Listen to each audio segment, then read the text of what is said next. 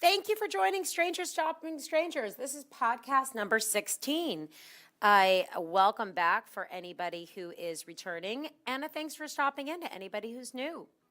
So this week's podcast is really fun. It's with Scott Allen, and some of you may know him from the book that he wrote or his Facebook page, Aces Back to Back.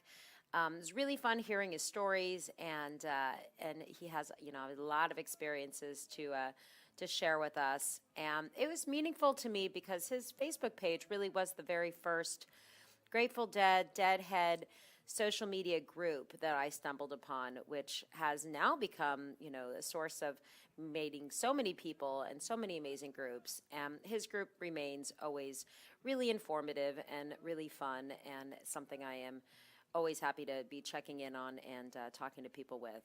So let's get to it. We're going to hear all about Scott has going on and his adventures and some of the songs he hunted down, and we get to hear them for the first time that he heard them. So as always, thank you so much for listening, and enjoy the podcast.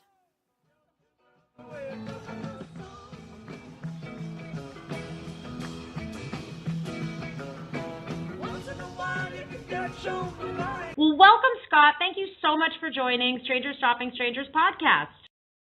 Great to be here, Staci.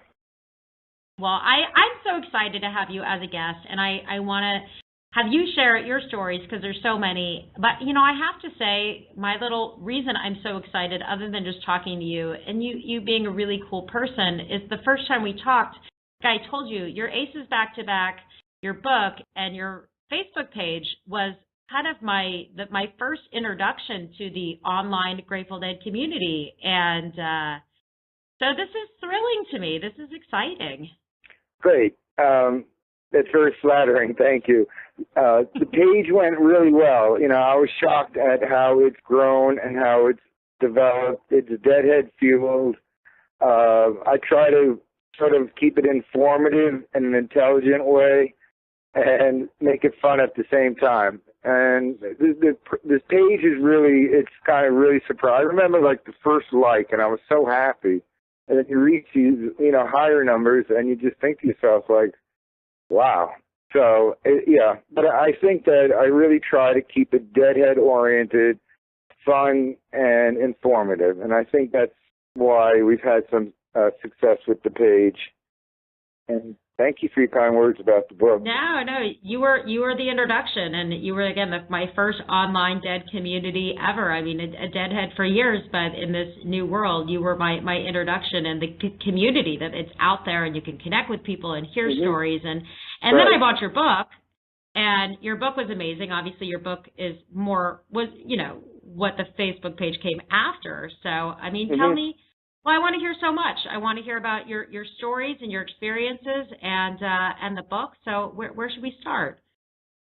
Well, the original book came out in 1992. This is it was originally a 20th anniversary edition that was released in 2014. So I didn't know what to expect. The page was created to sort of promote the book. And that's what its purpose was primarily initially, and then it became sort of a source of information for everything from, dates, upcoming shows, little inside information. So the page evolved as a result, it's all attributed to the Deadheads, especially, right. I mean, they inform the page, they informed the book.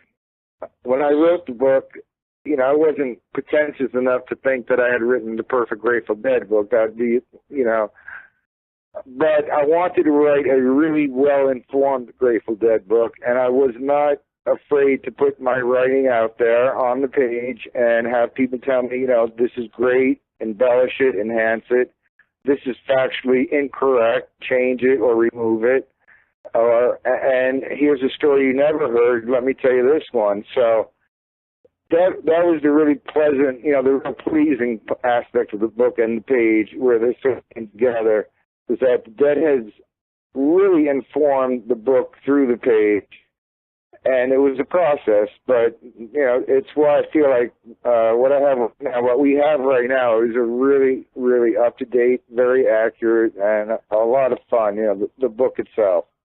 Oh, I loved reading the book. Well, I wanted, you know what? I feel like, this podcast, you've listened. Hopefully some of you listeners are returning listeners. It's a fun, organic conversation. And I just got excited about talking about how we met, which is through the Facebook page of the book. But I feel like for the sake of the podcast, we got to start at the beginning. I want to hear what got you to a place where you, where your story and how you got into it, and share some stories and some music. And then we'll talk about the book at the end, because I feel like we went out of sequence. I went with it. I got excited about the page in the book, and I started off the podcast with that. But it's okay. Tell me about the music. Yeah, no, hey, this is fun. It's a conversation. No rules. But tell me. Well, that's why they have editing and editing tools. Yeah, so this is all good stuff.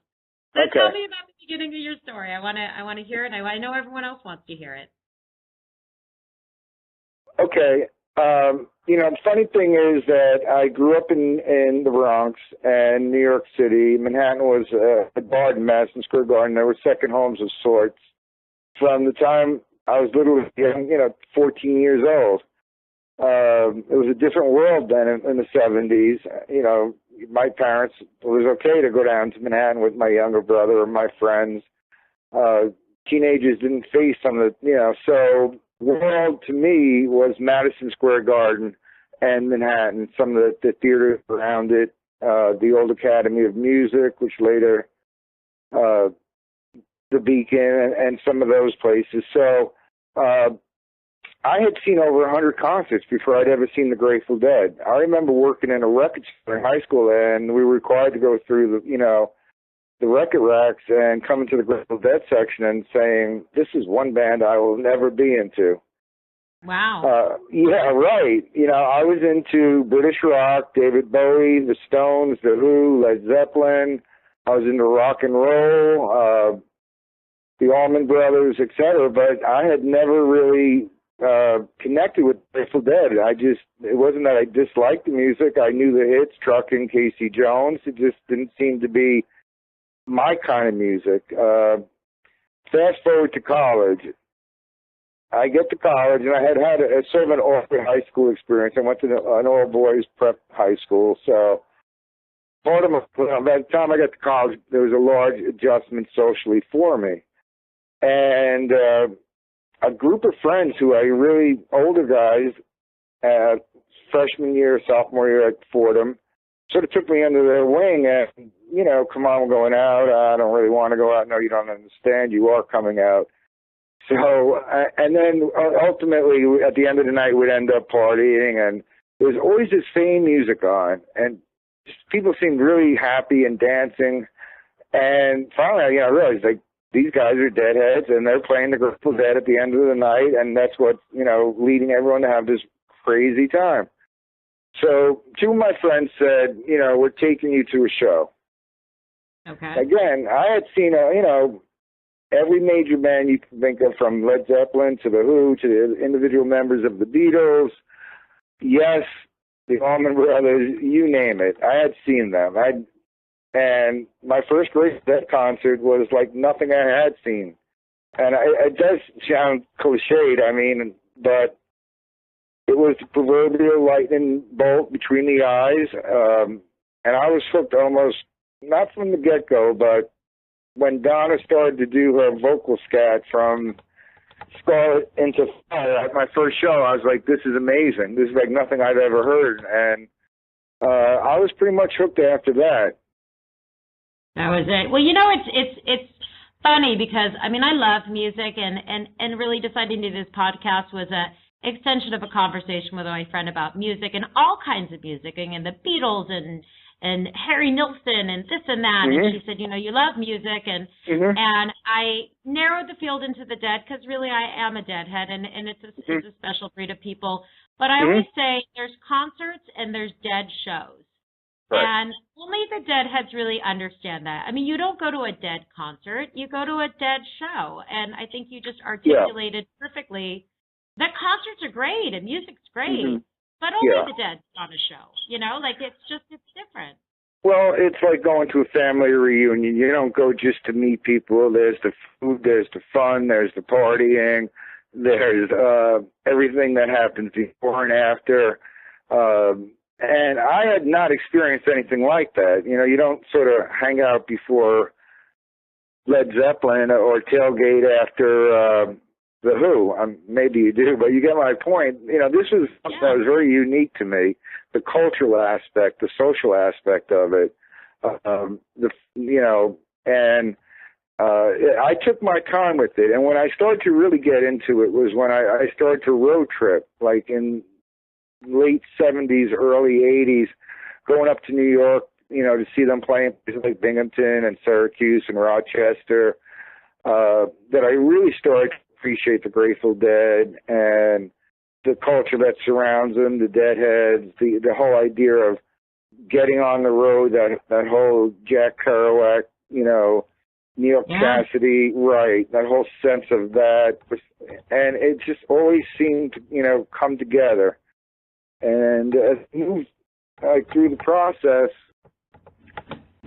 you know, you become more successful in your career, your road trips change. So now you go to Kansas City, you fly out there, you see the Yankees play the Royals in the afternoon, and you go see the Dead in KC at night.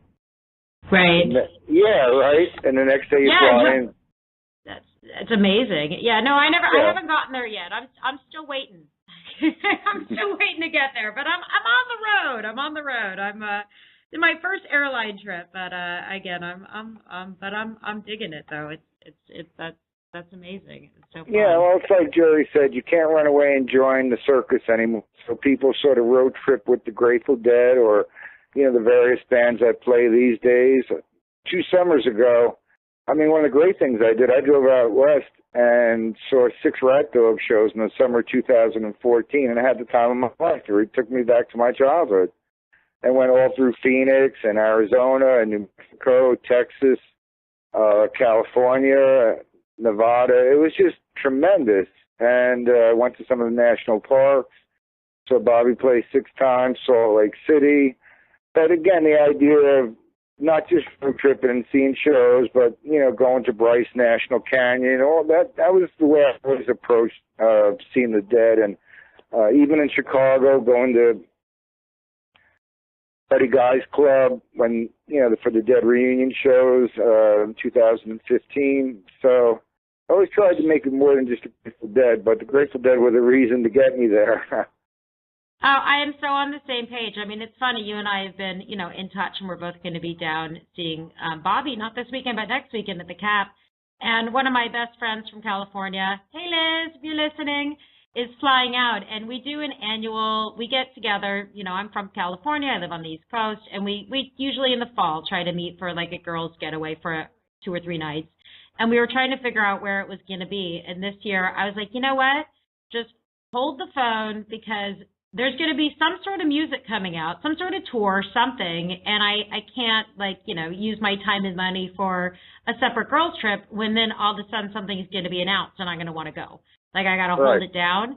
So about a week or so later, Bobby's tour gets announced, and I'm like, check it, come out here. We're going to the Cap, and our girls' getaway this weekend is Westchester because, to your point, like, it's the center focus, you know, like, that's the weekend this weekend, you know, like, you got to grab as much of it as you can because, you know, there's only so much time.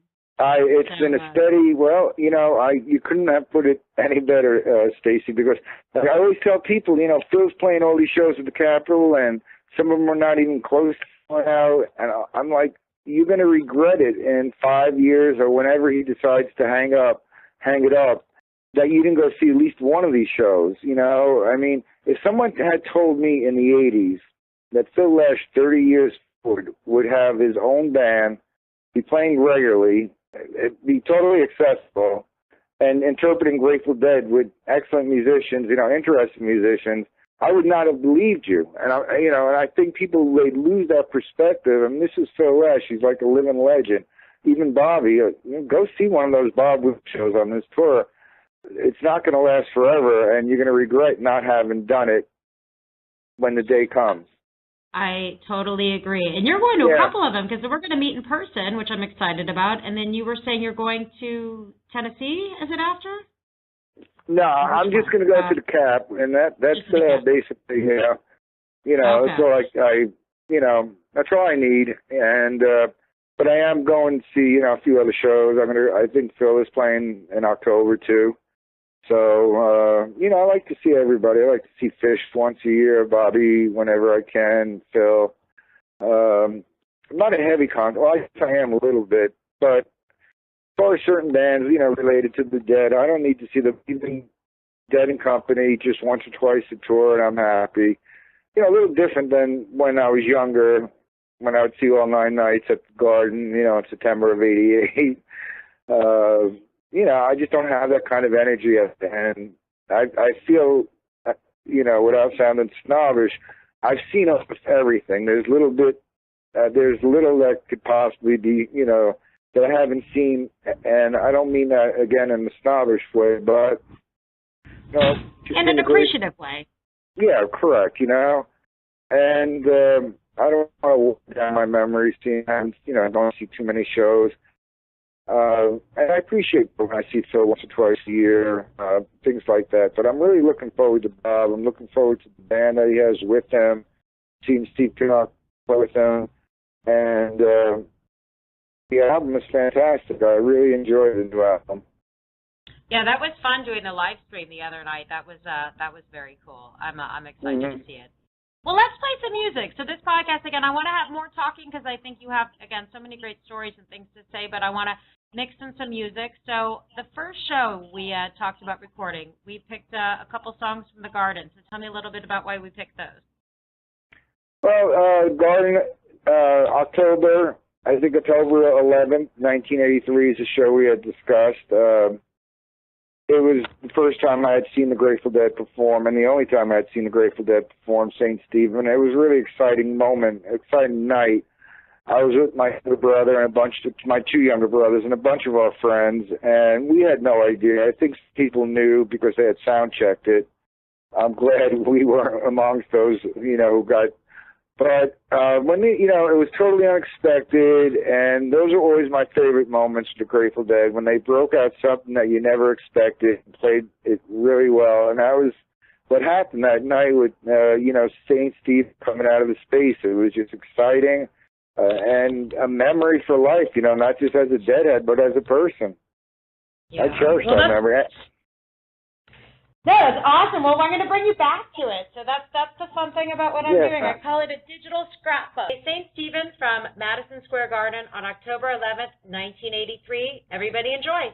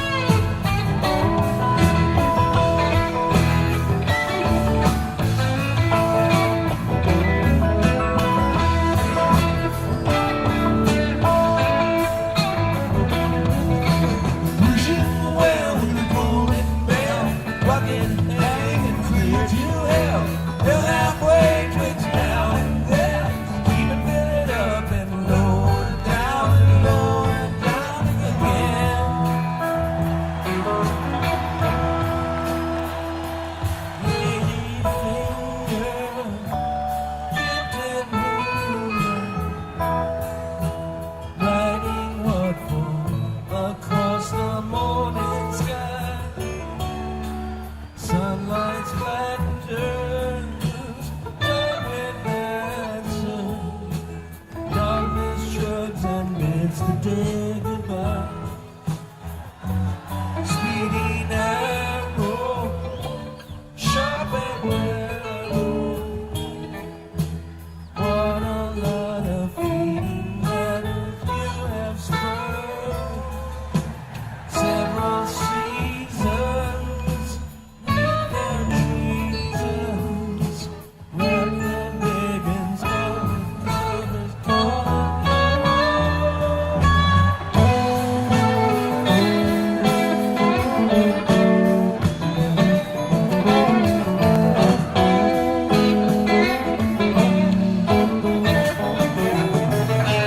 Did it down or did it shine? Dancers are plenty in the bar, get by. Talk about your penny, talk about your yield. One man gathers what another man steals.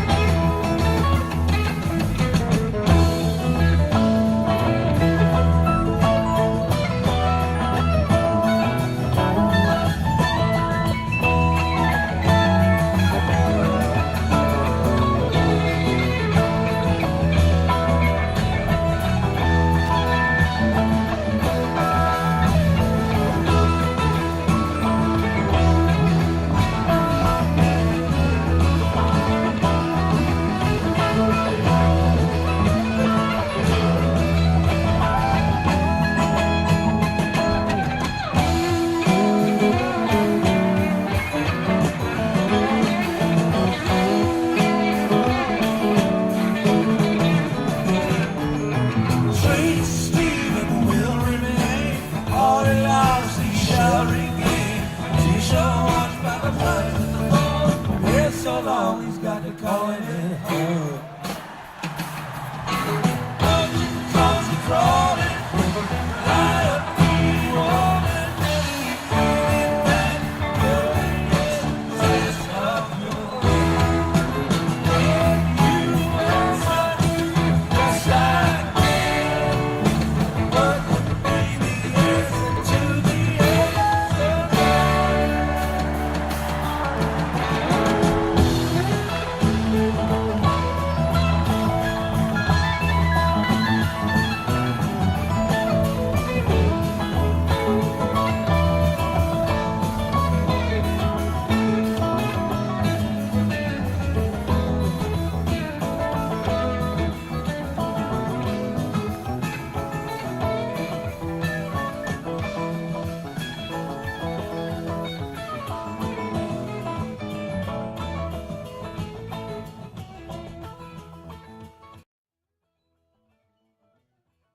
Well, welcome back, everyone, from Madison Garden from October 11th, 1983, listening to a little special St. Stephen. And we were just, been chatting about everything. And, I mean, with all of the stories, I want to hear a couple wild ones. I want a couple hear of things that, went down in the 80s that we're not doing here in 2016. Tell me a couple of just the greatest places you went and some of the more wild experiences on the road.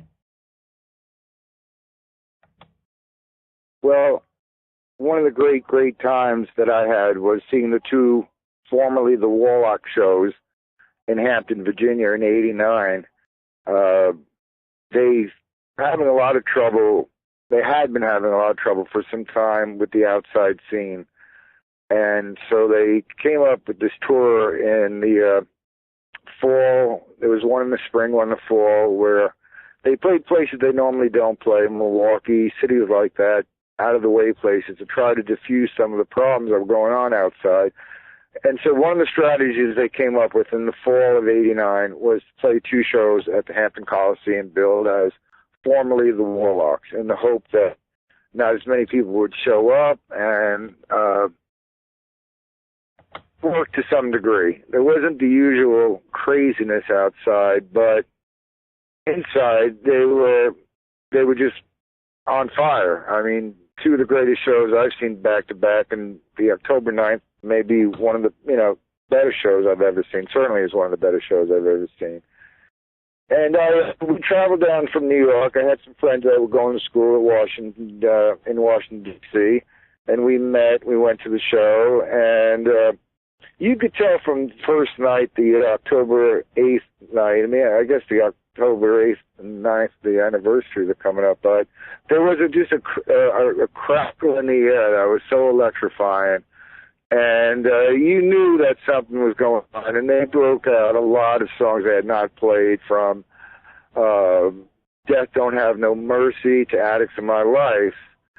And so there was electricity in the air. The first night they killed it with A Great Morning Dew to close the show up, and really did not honestly expect at any point to hear them Darkstar. It was sort of like the hunter in the game with me, and I was chasing that Darkstar since I first became, over 10 years now in 1989. Wow.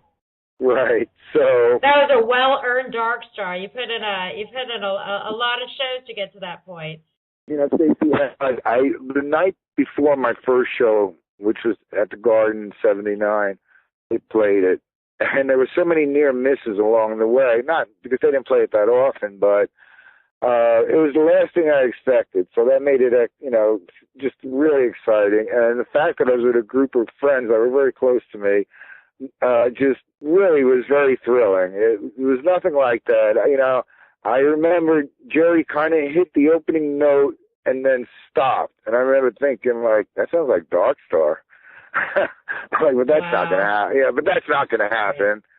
And he really pronounced the opening notes. And I just remember, my friends and I just hugging as if, we were just informed we were going to split the winning Mega Ball, And that's so awesome. Yeah, it's one of those moments like the Garden in '83 with St. Stephen, where the crowd just explodes. It's just over. It's like you can't ignore it. It's like almost part of almost overwhelms the music. The response is so great.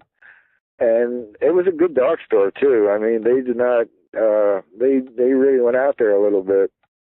Yeah, that's awesome. Yeah. I mean, I remember, again, my experiences are so limited, and they were, limited high school age, college age, West Coast. But I remember back in the late 80s, Darkstar was the elusive moose. I mean, it was almost I think they're going to play Darkstar. I mean, it was definitely kind of one of those almost tongue-in-cheek things. So after seeing so many shows, to have them come out with it, that's so cool. That's so fun. Well, the funny thing is, for me as a Deadhead, there was a progression. Once you recognize the fact that, again, as a Deadhead, the Grateful Dead don't play their hits, and they play their, the songs that the fans really want to hear, the gems like Darkstar and St. Stephen. They don't play them that often. So to me, that was the complete opposite of, like I said, I had seen hundreds of concerts where you wouldn't go see Zeppelin and not hear them play Stairway to Heaven, or go see Skinner and not have them play Freebird.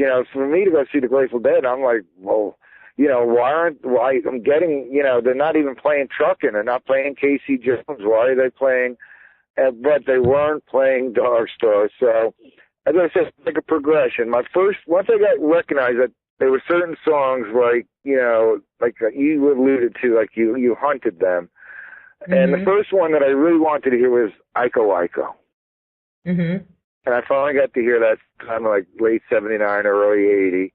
And I remember walking into the Nassau Coliseum, and they were about 3/4 of the way through the song. And at first I didn't recognize it. I thought maybe it was Women Are Smarter, but it was Iko Iko. And I was so happy. But then I had to say to myself, well, you only heard 1/4 of the song. Does that count as having seen it? Of course it counts. Yes, I decided it did. All right. So then, of course it counts. Absolutely. Thank you. I agree. I think you know what?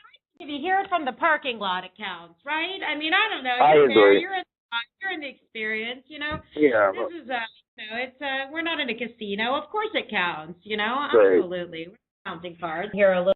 Well, that is so incredible about hearing the Darkstar, and I think we are all pretty warmed up wanting to hear this Darkstar. So I am going to go in and play some of Darkstar, and this is from the Hampton Coliseum, and this is really neat because this is when they were formerly the Warlocks on October 9th, 1989. So let's enjoy that, and then we're going to come back and hear a little bit more about some of the experiences on the road.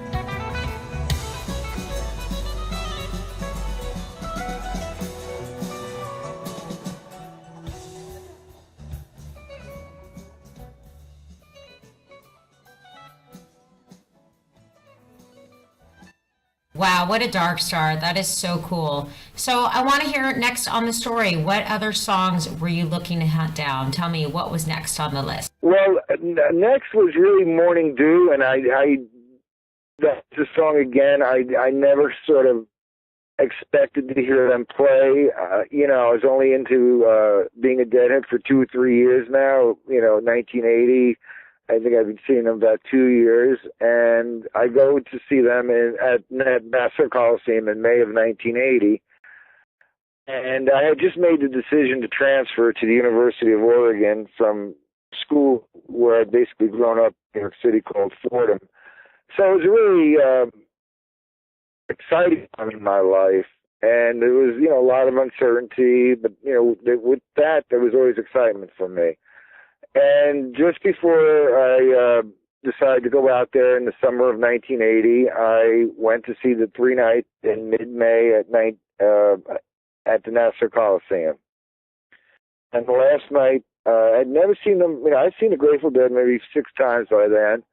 but I knew they were great, even magnificent, but I'd never seen them sort of wield that power like they did when they played Morning Dew on May 16th, 1980. That was stunning to me. That was, I mean, I heard bands like Yes play Starship Trooper, Zeppelin play Stairway to Heaven, epic songs live, and that's certainly what Morning Dew represented to the Grateful Dead, or for them live, but I had never heard it, and the first time I heard it, just blew me away. The power of the music, the forcefulness, and the command with which he played, and sort of the band followed him, and at the same time they sort of served as a canvas for him to paint off of. So it was stunning, and that was like, wow, now I'm going to go to the University of Oregon on this really high note. So, I mean, that is very cool. So I think let's play Morning Dew, and then we're going to come back, and we're going to talk a little bit about what you've got going on now, and we will say a little goodbye. So everybody enjoy some Morning Dew, and this is coming from 1980 on the 16th of May. So enjoy.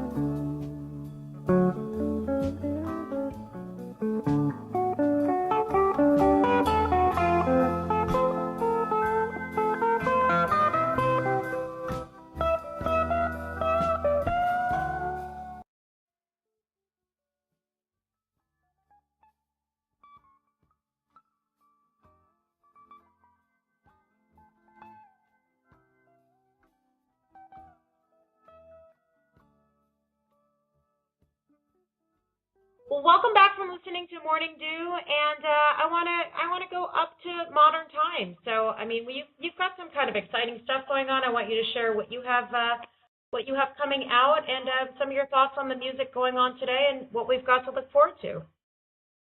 Oh, great, Staci. Thank you. I've finalized my Aces back-to-back biography, meaning I've updated it through September of this year. I don't plan on doing any more updates. There were a couple of stories that we added. There were some stories that we embellished, and there were a couple of minor edits we made. I think we've created, with the help of the Deadheads and the Aces page, the best, the most accurate, and the most up-to-date biography of the Grateful Dead available, and I also think it's a fun read. So I'm very excited about that. I'm very excited about laying that to rest. I have some other projects on the table, and one of them is Grateful Dead related, and that's probably going to see the light of day late this year, early in 2017. Well, and we'll get Facebook updates, or how are we going to learn about it when it comes out? Yeah, absolutely. Thank you. I'll update everyone on the Aces page. I have another book.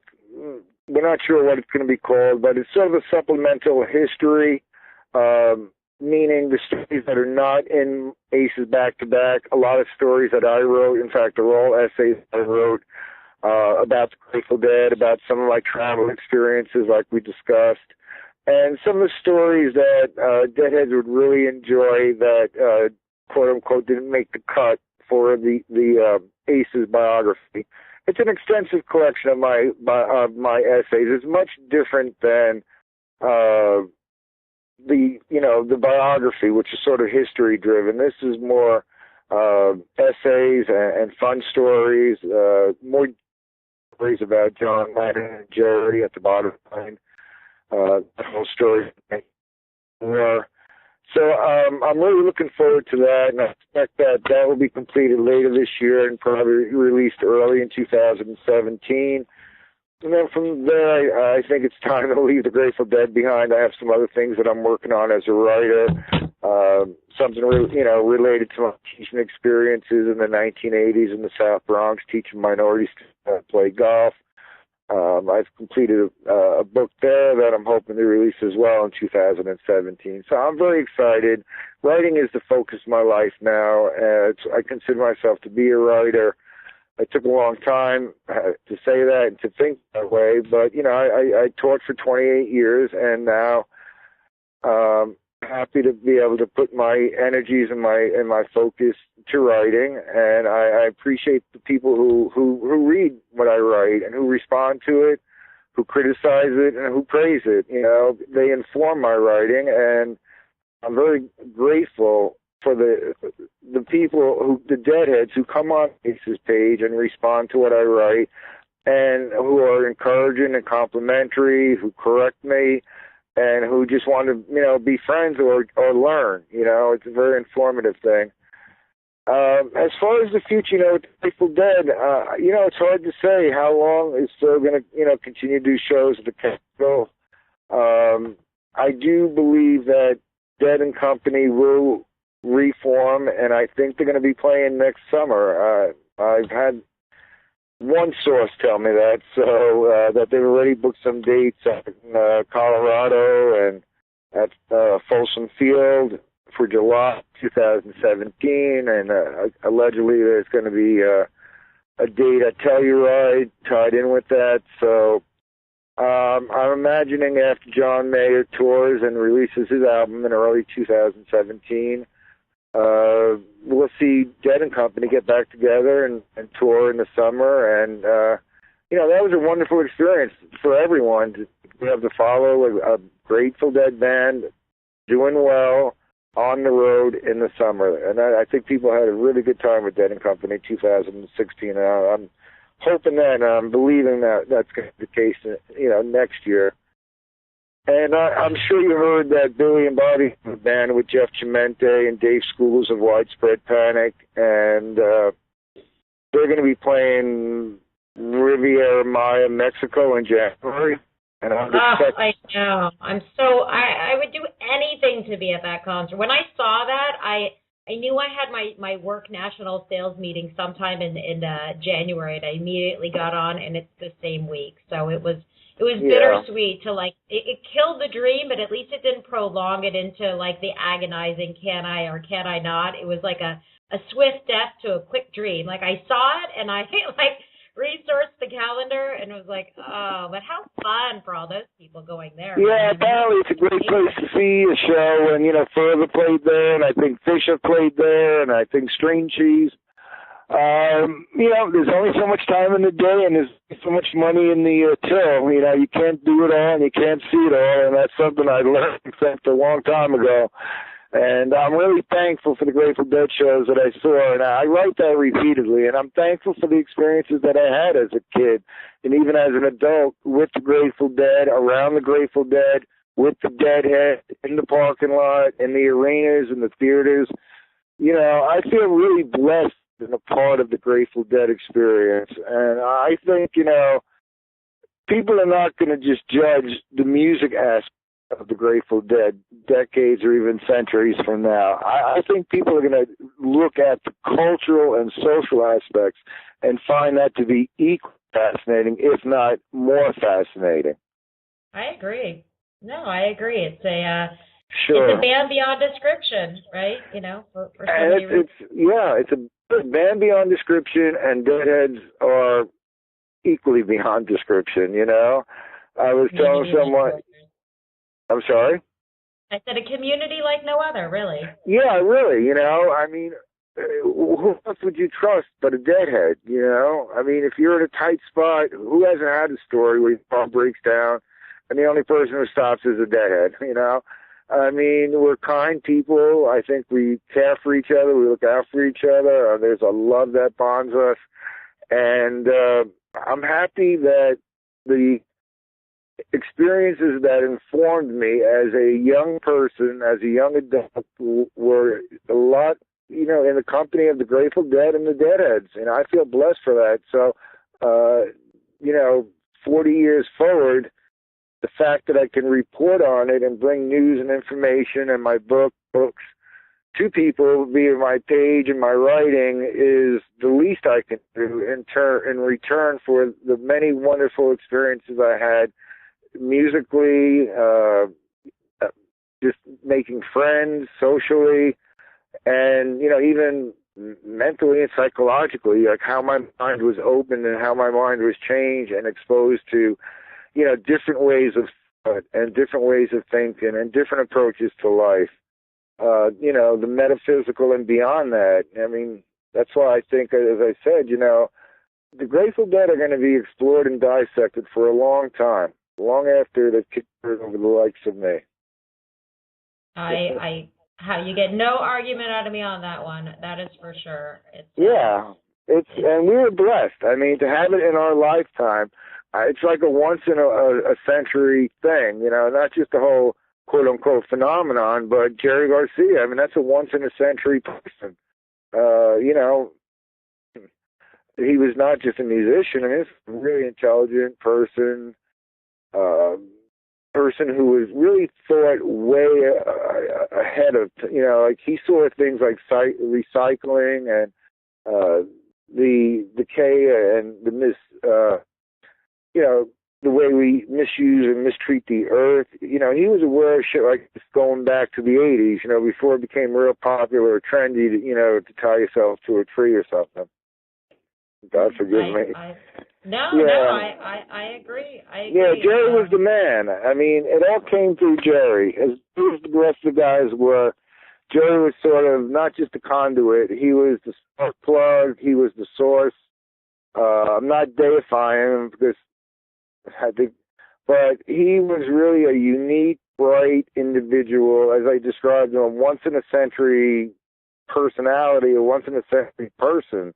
You know, gifted beyond belief, you know, gifted in ways that may not even, you know, the ability just to share love and spread joy. I mean, it was very unique what he did, and it was very unique what the Grateful Dead did, and I feel blessed for it. And that's it. Amen, brother. Amen. Amen, right, Staci? Amen. Amen and hallelujah. Amen and hallelujah.